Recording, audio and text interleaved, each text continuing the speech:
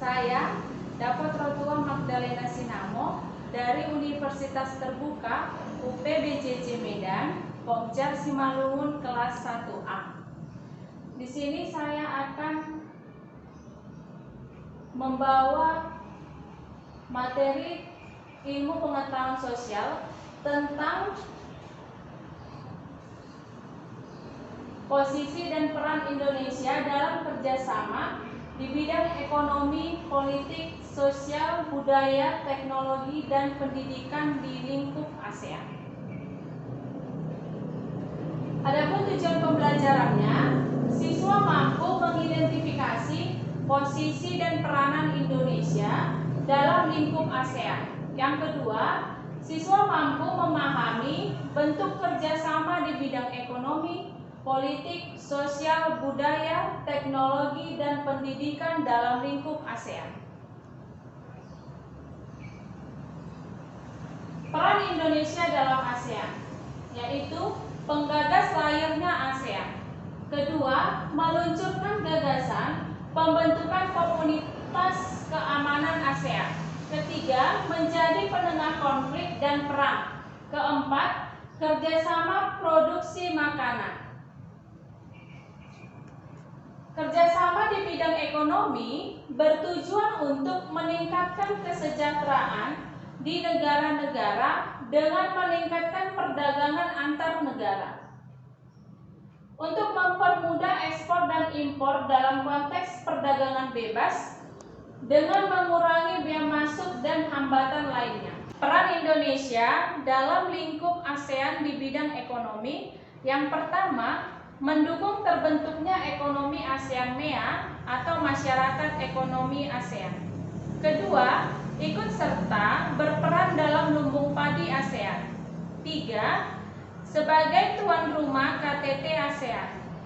Empat, Indonesia salah satu pelopor dan pendiri organisasi kerjasama ekonomi antar negara seperti AFTA dan APEC. Kerjasama di bidang sosial bertujuan untuk memberi bantuan pada negara yang dilanda bencana untuk meringankan benda rakyatnya dan menanggulangi bencana tersebut. Bantuan yang diberikan kepada negara-negara sahabat, misalnya Indonesia saat terjadinya gempa dan tsunami Aceh pada tahun 2004. Organisasi yang bergerak di bidang kerjasama sosial ini misalnya adalah Palang Merah dan Bulan Sabit Merah Internasional. Kerjasama di bidang politik bertujuan untuk memelihara perdamaian dan keamanan dunia. Kerjasama ini dilakukan dengan kerjasama antar pemerintahan, misalnya berupa perjanjian atau aliansi militer. Organisasi yang bergerak di bidang kerjasama politik, misalnya ASEAN dan PBB.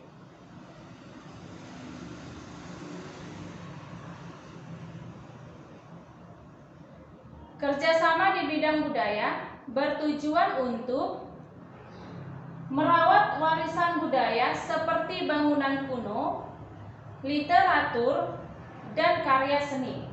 Contoh kerjasama ini misalnya adalah pelestarian cagar budaya seperti renovasi Candi Borobudur yang dibantu oleh negara asing, dan pertukaran kesenian seperti pertunjukan gamelan di luar negeri.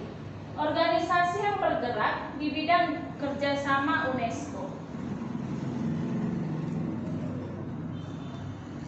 Kemudian, kerjasama di bidang pendidikan bertujuan untuk meningkatkan pendidikan dan mengatasi buta huruf, ketertinggalan, dan membantu persebaran ilmu pengetahuan. Sekian materi IPS dari saya tentang peranan Indonesia dalam lingkup ASEAN. Salam sehat dan terima kasih.